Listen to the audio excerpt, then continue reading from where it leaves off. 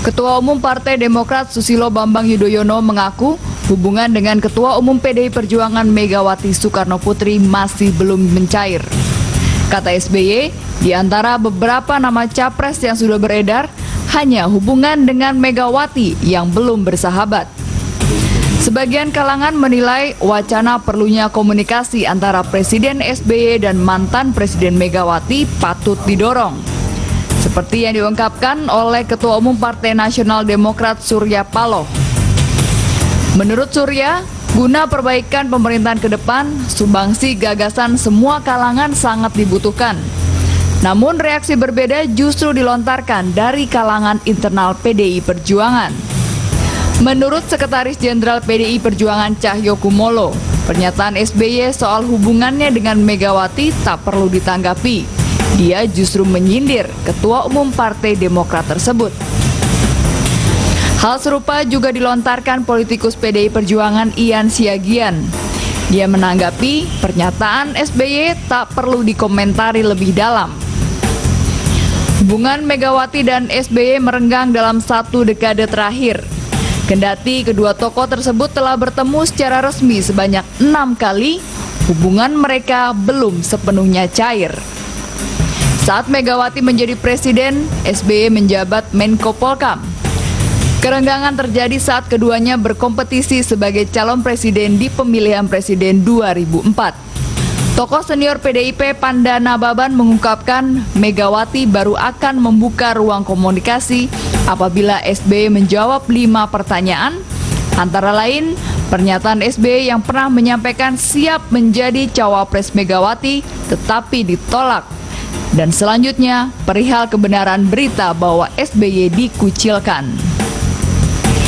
Panda mengaku mendapat kepercayaan dari Megawati untuk menyampaikan pertanyaan tersebut kepada SBY pada April 2006. Panda menyebut saat itu ada Bakhtiar Chamsyah, Menteri Sosial yang menemani. Panda mengemukakan Megawati menanyakan 5 pertanyaan tersebut untuk mengetahui keterbukaan dan kejujuran Susilo Bambang Yudhoyono. Terlepas dari itu, menurut sebagian pengamat, upaya mengembalikan komunikasi antara Susilo Bambang Yudhoyono dan Megawati memerlukan sosok yang mampu menjembatani keduanya. Mengingat ada komunikasi politik yang sangat sulit dibangun, apalagi sejak tidak ada Taufik Kemas, tidak ada tokoh lagi yang bisa menjadi penghubung. Selama hubungan SBY Mega belum cair, hubungan SBY dengan PDI Perjuangan pun akan terus menjadi polemik.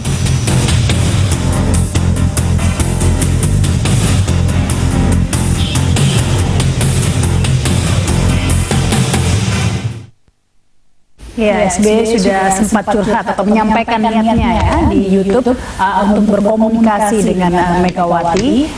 Tentunya ini juga dilakukan seperti halnya dengan tokoh-tokoh yang lain. Seperti apa sebenarnya ini komunikasi yang ingin dilakukan dengan Megawati, antara SBY dan Megawati, dan ini menjadi penting karena PDIP dan Demokrat bisa menjadi kunci penting ya dalam peta koalisi dalam Pilpres 2014 nanti. Dan saat ini di studio sudah hadir narasumber yang ada saat ini, ada Pak Effendi Simbolon, Ketua DPP PDI Perjuangan. Selamat malam. Selamat malam. Bang Effendi, dan kemudian ini ada Bang Ruhut Sitompul, juru bicara Partai Demokrat. Selamat malam, Bang Ruhut. Selamat malam Rona, selamat malam Pak Effendi Simbolon, penonton setia Kitajab TV. Ini sebenarnya seperti apa sih niatan SBY ini untuk berkomunikasi ini langsung ini Bang Ruhut dengan Megawati? Sebenarnya bukan karena menjelang Pilpres, ini sudah lama kok. Saya ingat sekali salah satu senior, orang yang saya hormati, almarhum Pak Taufik Kemas, ya, di mana selalu ingin bagaimana Ibu Mega yang kita hormati, Pak SBY yang kita hormati, ini kan dua tokoh bangsa ya. Bahkan saya ingat sekali dulu waktu 2009 waktu Bapak terpilih kembali menjadi presiden, bahkan Bapak mengatakan begini, untuk membangun bangsa ini kita harus mengajak semua, termasuk PDI Perjuangan. Saya ingat sekali udah sempat. Ya, tapi ini yang terbaru yang di YouTube itu ya, publik bisa melihat. Jadi secara begini, langsung disampaikan. Jadi Pak SBY kebetulan banyak didatangi ya Pak Wiranto, ya Pak Agung Gumelar, ya udah itu Pak Said Agil Siraj, ya Pak Kiai kita Ketua Umum NU, Pak Surya Dharma Ali, kawan-kawan lah banyak mendatangi beliau yang ingin gimana semua tokoh-tokoh ini ya kita sama-sama berpegangan tangan untuk Indonesia yang sudah baik selama kepemimpinan Pak SBY ini agar lebih baik lagi, kita sama-sama. Atas dasar itulah ya. Jadi Pak SBY menyampaikan dan termasuk dengan PDIP atau Ibu Mega begitu. Iya, termasuk dengan itu dan kebetulan beberapa teman-teman PDI Perjuangan yang juga dekat dengan Ibu Mega juga berkomunikasi dengan Pak SBY. Ini perlu langkah ini, ya. Benar seperti itu nih, Bang Effendi, bahwa respon sejauh ini bagaimana nih dari Ibu Mega terkait niatan SBY ya, untuk berkomunikasi? Mungkin sudah disampaikan oleh Pak Sekjen ya, bahwa kita tidak pernah tegas begitu, bahwa ini adakah keinginan Pak SBY baik sebagai Ketua Umum Partai maupun sebagai Presiden maupun sebagai pernah mantan anak buahnya ya, untuk courtesy call misalnya gitu. Saya kira kan tidak pernah eksplisit disampaikan. Jadi bagaimana kita mau menanggapinya secara tegas juga? Tidak pernah ada yang menyampaikan secara langsung ini keinginan. Ya kan itu yang bisa kami juga heran. Kenapa? Apakah ada sekat yang membatasi gitu? Kan tidak ada. Ibu juga tidak pernah menutup diri. Misalnya kita lihat kalau 10 tahun ini kan berarti 10 kali lebaran sudah. Kami belum pernah melihat ada langkah yang langsung silaturahmi sebagai kita orang timur misalnya, sesama umat Islam ya, yang langsung saja datang.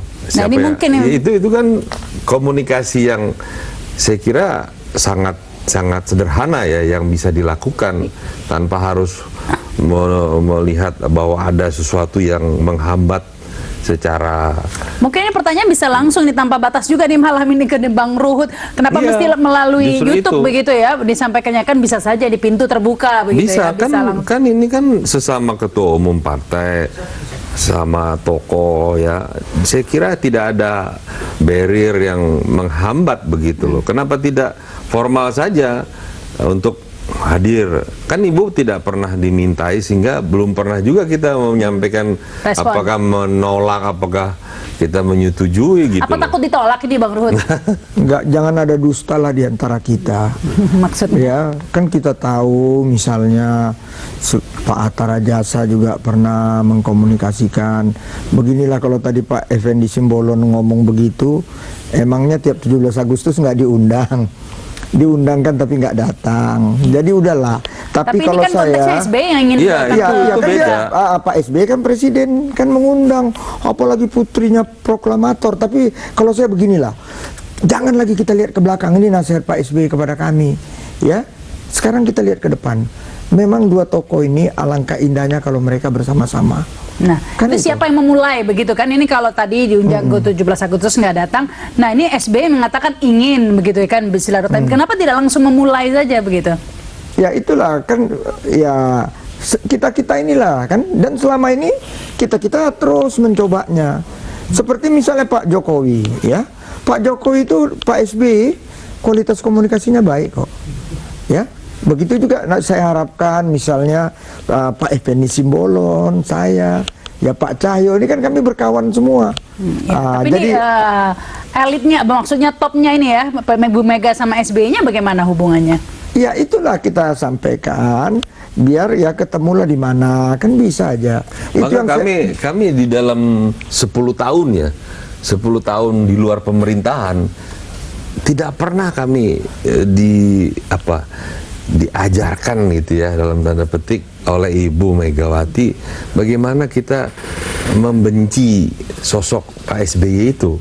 Jadi sehingga bagi kami, kenapa kemudian seolah-olah ada hal yang sangat sulit ya ketemu dengan Pak Budiono sering sekali, bahkan arisan yang selalu dilakukan alumnusnya para kabinet Ibu dulu itu ya ada juga ya beliau datang gitu, hadir ya. Kan Pak Yusuf Kala, Pak SBY juga kan sebenarnya alumnus kabinet gotong royong semua. Jadi ini yang kita semakin terbuka ke publik ya, semakin itu tadi oleh Pak Sekjen itu semakin banyak nanti pihak yang merasa punya jasa begitu loh. Ya. Kenapa? Saya kira dengan ketokohan Pak SBY juga, saya kira baiknya ya apakah disurati begitu, tidak perlu harus melalui Effendi, melalui Pak Ruhut, langsung saja apalagi misalnya melalui sosial media begitu ya. Iya, nanti akhirnya jadi seolah-olah ada apa gitu kan. Kita akan bahasnya lagi nih pemirsa sesaat lagi setelah pemirsa berikut ini. Mau ada telepon kita terima dulu nih tampaknya. Halo, selamat malam. Halo. Ya, tampaknya terputus ini ya. Kita sambung saja lagi nanti pemirsa setelah pesan-pesan berikutnya.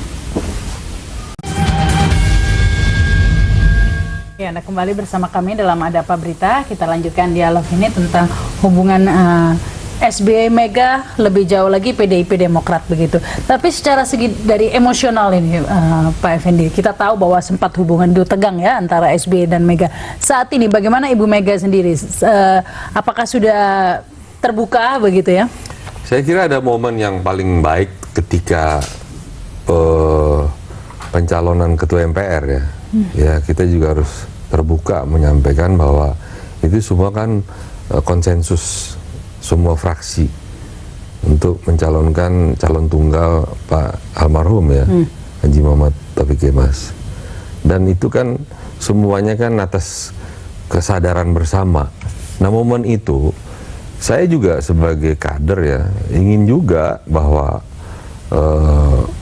katakanlah hubungan itu walaupun katakanlah anggap aja mazhabnya berbeda gitu ya, kami dengan mazhab Pancasila 1 Juni mungkin apa yang ada di Demokrat berbeda begitu ya, tapi komunikasi itu kan seperti Bung Karno dengan Bung Hatta juga kan dengan Syahrir itu kan mereka berbeda di dalam aliran politiknya, tetapi komunikasinya tidak. Ini kenapa tidak Ibu Mega mungkin mendahului begitu berkomunikasi ya, gitu?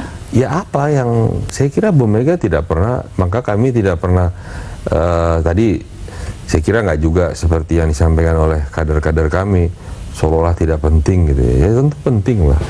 Bagaimanapun Pak SBY kan seorang presiden ya. Kita kan jangan juga sesumbar sombong begitu ya. Iya, tapi kalau dilihat ini ya Bang Ruhut ya kan memang lebih biasanya yang muda datangnya yang tua ini ya kalau di Indonesia nih ya Timur tuh adatnya begitu kan. Jadi mestinya SBY ya datang ke Ibu Mega begitu. Ya ini konteksnya ya tadi bahwa bagi kami 10 tahun kami tidak pernah diajarkan untuk melakukan extraordinary, kemudian ekstra parlemen, bahkan yang ikut demo pun itu menjadi langsung peringatan langsung dari Ibu Mega. Itu artinya menunjukkan bagaimana kita melakukan kerja politik tetapi dalam koridor konstitusional. Tidak pernah kita melakukan kerja-kerja yang clandestine, yang di bawah tanah kemudian mengganggu gitu. Nah ini sebenarnya sudah menunjukkan gitu bagaimana rasa respek hormatnya kami kepada kepemimpinan pemerintah. Nah ini dengan kondisi seperti ini Bang Ruhut, apalagi SBY sudah mengungkapkan keinginannya untuk berkomunikasi, mudah-mudahan segera terrealisasi dalam waktu dekat begitu. Apakah ini artinya tidak menutup kemungkinan begitu Demokrat kan belum menentukan mitra koalisi begitu ya, tidak menutup kemungkinan bergabung dengan PDIP begitu Pak? Jadi Pak SBY mengajarkan saya kalau kita bicara politik tidak ada yang tidak mungkin, semua mungkin terjadi dalam politik. Jadi saya dengan Pak Effendi Simbolon itu baik sekali ya apa yang disampaikan. Jadi saya sebenarnya kalau kader PDIP semua kayak Pak Effendi Simbolon udah enak. Itu yang saya katakan. Kan Pak Effendi Simbolon sendiri yang ngomong barusan dan saya juga baca di media apa ya, saya salut, saya terima kasih sama Pak Effendi Simbolon. Memang marilah persoalan, kalau memang ada persoalan besar kita kecilkan, yang kecil kita hilangkan. Jadi kalau saya lihat ya, kita lah orang yang di dekat Pak SBY, orang yang di dekat Ibu Mega ya. Bagaimana dua tokoh ini? Saya rasa bisa. Nggak ada lah yang tak mungkin Ya, semua bisa mungkin Pergerakannya sejauh ini sudah bagaimana untuk merealisasi itu? Sudah ada apa pergerakan? Enggak, untuk... dari kita sudah yang ada misalnya Pak Syarif Hasan ya bersama tokoh-tokoh PDIP. Nah, ini sudah menemui titik temu gitu, kira-kira kapan akan datang bersilaturahmi? Mungkin belum sampai itu, tapi kita semua berdoa ini bisa terjadi. Karena ini dua tokoh, apalagi kami sama-sama partai nasionalis. Baik, baik, kita ada telepon, kita terima dulu. Halo, selamat malam. Ya, halo.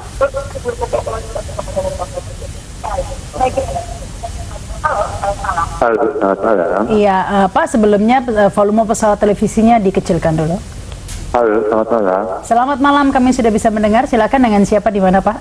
Dengan Bapak Thomas di Cilengsi Bogor. Ya, silakan langsung ini, Pak. Selamat. Kalau menurut saya sih sebagai rakyat Indonesia ya, iya, kalau menurut saya sih PSBY itu kayak berlian.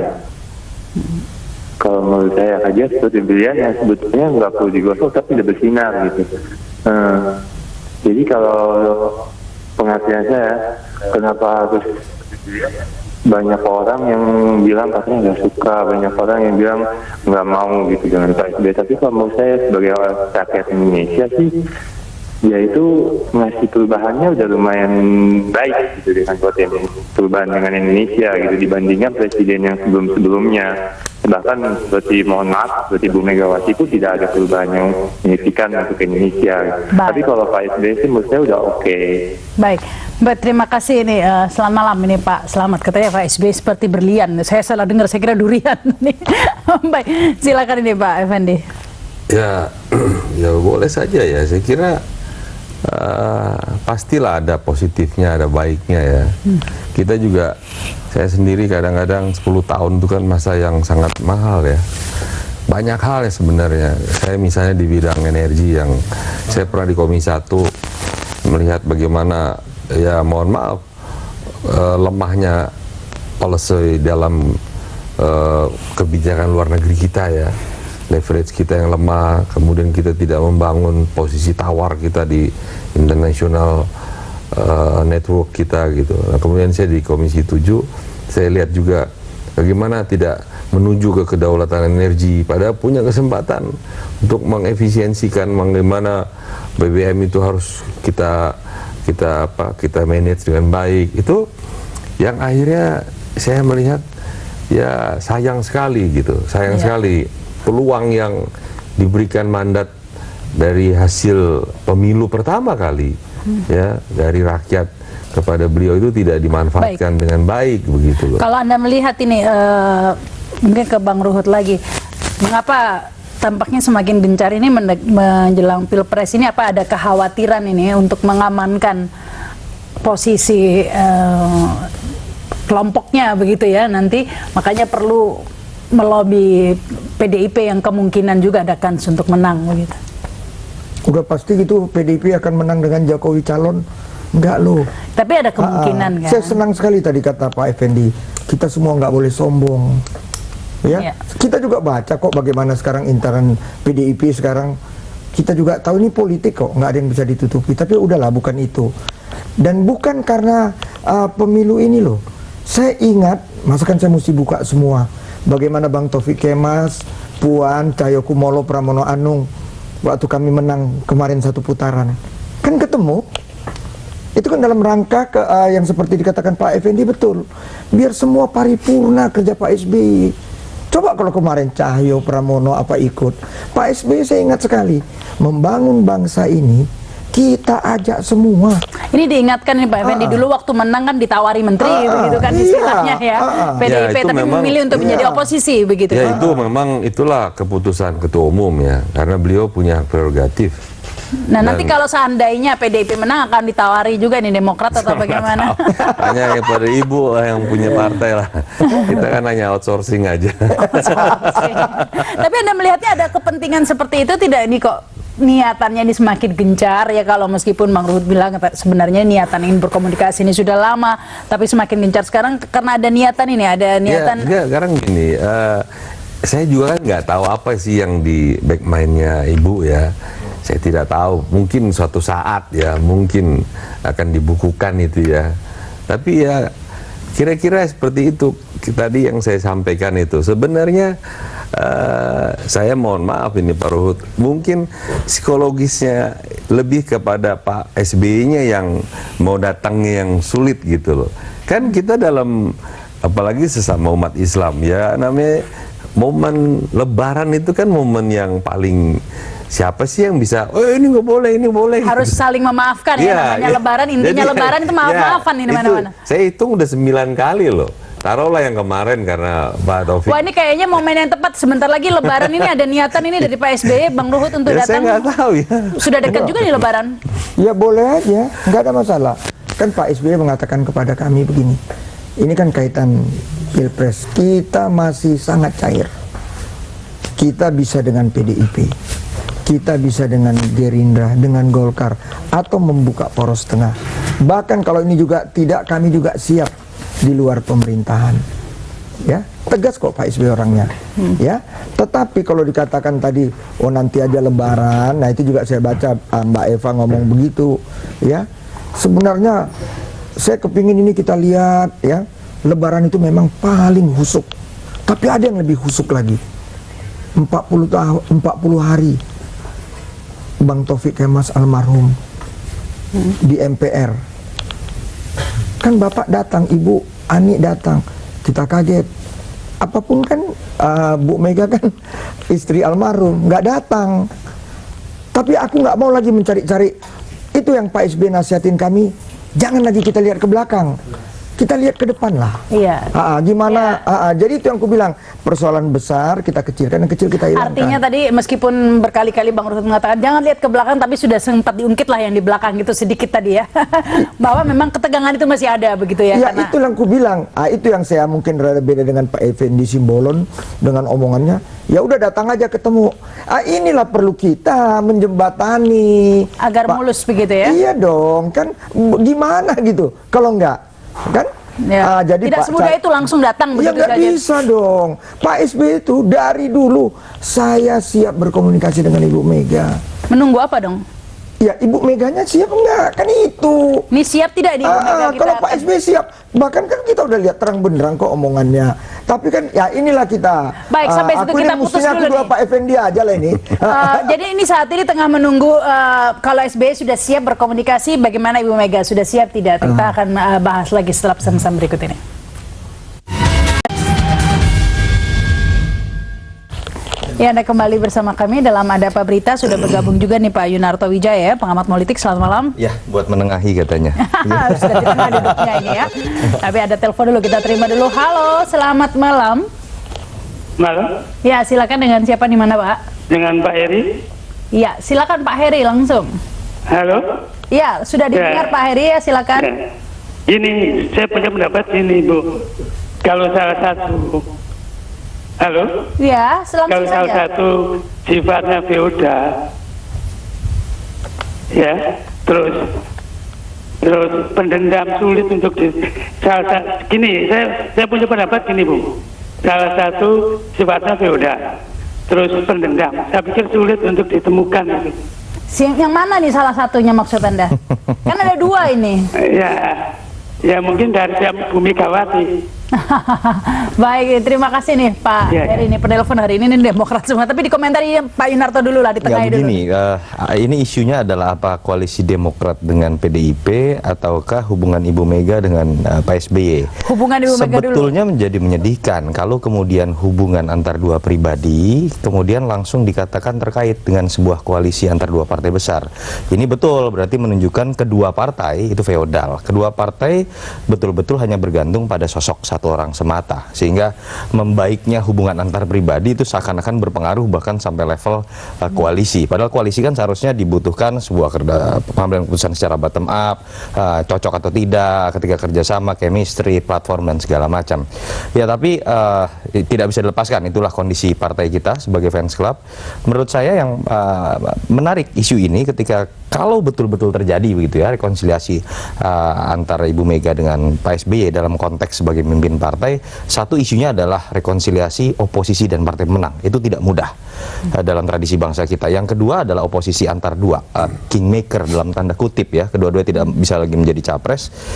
Yang ketiga, secara elektoral pun ini menarik. Karena orang bisa melakukan logika hitung-hitungan matematika politik. Kalau betul-betul SBY kemudian bergabung kepada PDIP dengan koalisi Jokowi, menariknya adalah orang bisa kemudian melihat Prabowo itu bisa bahkan punya kemungkinan untuk tidak maju secara matematika politik begitu. Karena Pak Prabowo saat ini membutuhkan minimal 2 partai menengah, dan kita tahu partai menengah ini juga sudah melakukan manuver masing-masing, bahkan sudah ada yang menyatakan bergabung dengan PDIP begitu. Dan yang dibutuhkan saat ini kalau tidak 2 partai menengah, 1 partai sekelas Demokrat.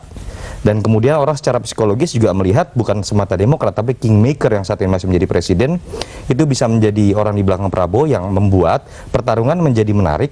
Ketika kita tahu kalau di survei Jokowi terlalu tinggi dibandingkan Prabowo sekalipun. Artinya jika Demokrat berkoalisi dengan PDIP ini akan menjadi kontribusi yang sangat signifikan ini buat Jokowi. Artinya memang ini saya melihat dalam seminggu terakhir atau 2 minggu terakhir ada penegasan isu bahwa SBY itu bisa menjadi faktor penentu dari konstelasi siapa yang kemudian bisa maju atau tidak. Yang kedua bisa menentukan siapa yang menang atau tidak. Kalau kita lihat kan isu mengenai SBY buka hubungan dengan Mega didahului juga oleh isu misalnya Demokrat berpeluang untuk membangun poros koalisi sendiri. 2 isu itu kan sebenarnya ingin mengedepankan satu momentum bahwa Demokrat tidak lagi menjadi penonton.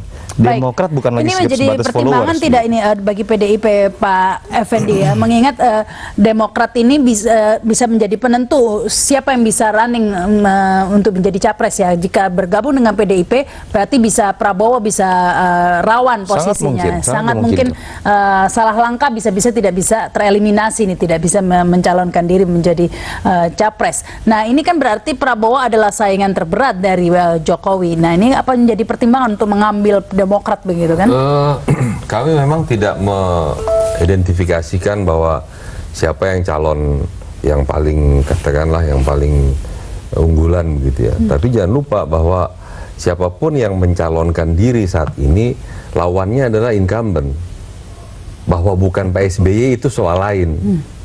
Jangan lupa loh bahwa incumbent masih berkuasa sampai tanggal 20 Oktober ya. Sehingga kita sebagai politisi kami tidak mau kemudian takabur, kamu tidak mau sumbar apalagi membuat pernyataan-pernyataan yang blunder begitu ya. Maka kami hemat betul. Lebih baik ya kita menunggu saja tanggal 9 ini ketok plenonya. Ini saja coba lihat di KPU udah mulai ada yang geser sana, geser sini, ya, tapi suara. Ini, sebelum ke masalah itu Pak Effendi, masalah koalisi yang pastinya menunggu tanggal 9 Mei begitu. Tetapi pastinya ini didahului karena tadi masih ada feodalisme itu, didahului dengan hubungan yang membaik dulu dong antara Demokrat SBY dengan Megawati. Sebab gini, ini bukan persoalan hubungan pribadi Ibu Megawati dengan Pak Susilo Bambang Yudhoyono. Ini kan yang lebih tahu mereka berdua lah. Ya. Mungkin momennya nggak malam ini lah. Tapi kan tadi ditanyakan oleh Demokrat. Ya, biar saja nanti sejarah memberikan waktunya kapan agar ya terbuka dan sebagainya. Tapi sebenarnya dengan momentum-momentum politik ya, kalau memang koalisi itu nanti akan terbuka mengarah ke sana, itu kan juga secara resmi sebagai masing-masing ketua umum pasti akan ketemu. Tapi ini tampaknya ada kekhawatiran dari SBY ya, istilah kasarnya khawatir ditolak begitu ya, jika langsung datang meskipun tadi tidak disampaikan seperti itu.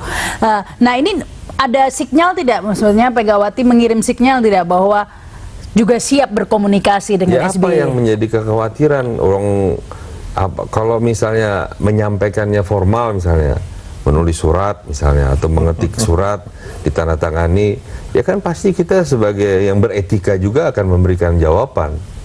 Nah, barulah kita kan nggak boleh berandai-andai ini. Jadi tidak usah datang dulu, surat saja begitu ya? Bukan, maksud saya mau. Sekarang belum ada undangan secara bilateral. Kira-kira makanya kita kan jadi ya terus terang momen-momen yang sebenarnya membuat komunikasi itu bisa lebih cair kan. Tadi momentum misalnya silaturahmi Lebaran ya. Saya terus terang saja mungkin calonnya Pak Ruhut saja, Pak Pramono Edi saja, secatat saya belum pernah melihat di di rumahnya Bu Mega pada saat Lebaran loh. Mantan ajudan Ibu Mega. Iya, saya paling tidak menyaksikan, ya di luar yang saya saksikan tuh mungkin saya nggak tahu ya, nggak pernah ngelihat saya. Padahal mantan ajudan tadi ya. Nah iya, ini kan juga coba, ini kan ini sebagai tambahan informasi buat kamu lah. Meskipun baik, kita harus break ini, kita lanjutkan lagi setelah pesan-pesan berikut ini.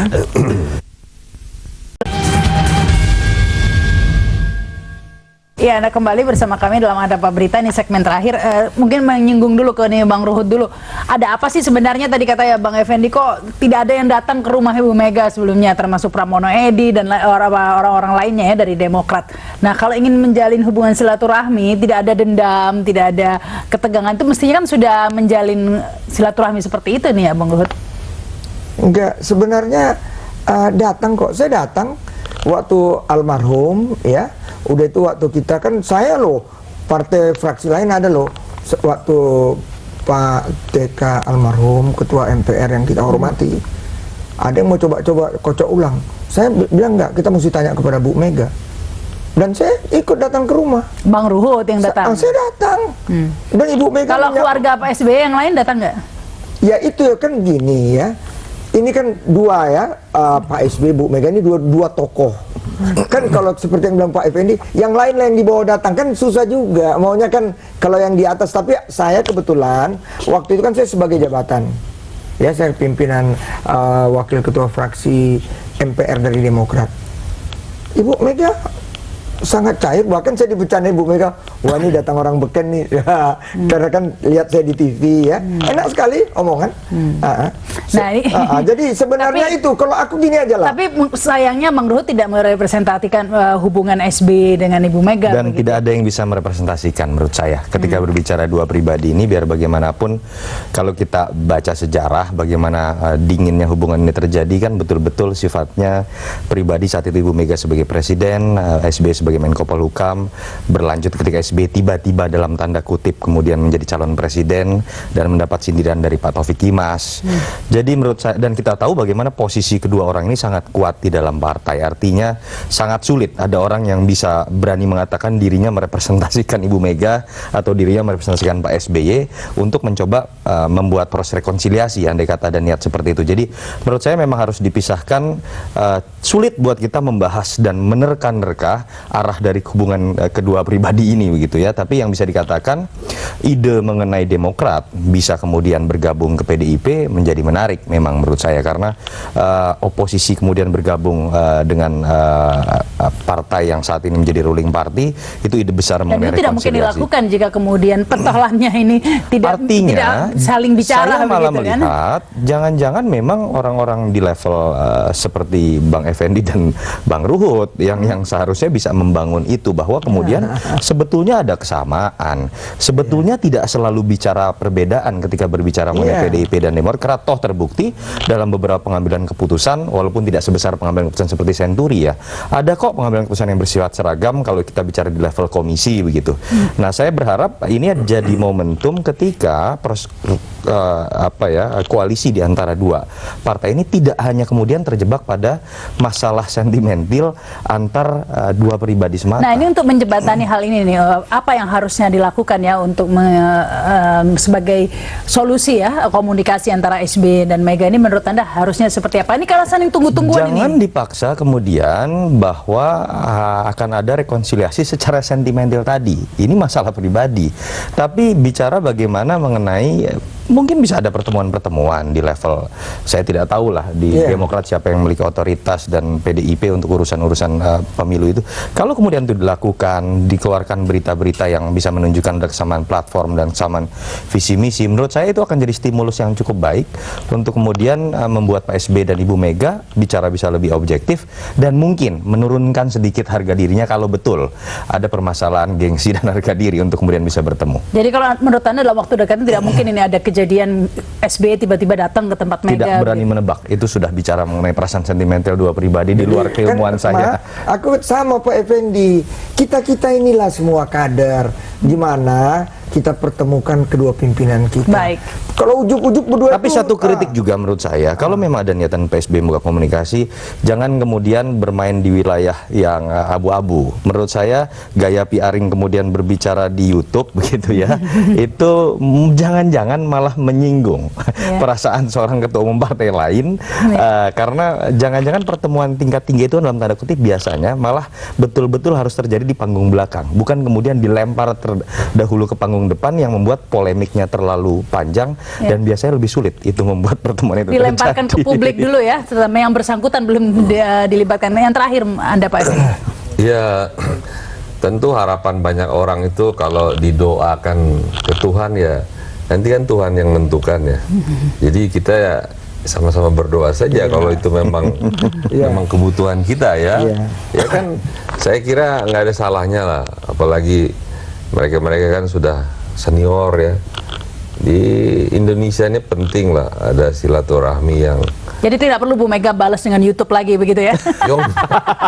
YouTube berbalas dong. Enggak, kita menghargai saja, tapi hendaknya disampaikan secara langsung ya. Ada baiknya lah. Sudah pancingan Bang Ruhut nih sebenarnya. Ya udah tadi sebelum Pak Toto datang saya udah bilang, marilah kita semua ya. Gimana dua Pak SBY jangan malu-malu, kalau menurut saya maksudnya itu lebih jelas sekali. Langsung aja, nggak usah kejauhan di YouTube dulu. Kalau Pak SBY udah jelas kok, ya siap, kurang apa? Siap ya. Masih menunggu sinyal dari Ibu Mega, intinya begitu ya. Itu. Lampu hijau nggak sih kira-kira Ibu Mega? Waduh, saya tanya ke Ibu lah. Tinggal ketok pintu Teguh Umar, maksudnya kira-kira begitu mungkin. Itu sebenarnya sudah lampu hijau ya.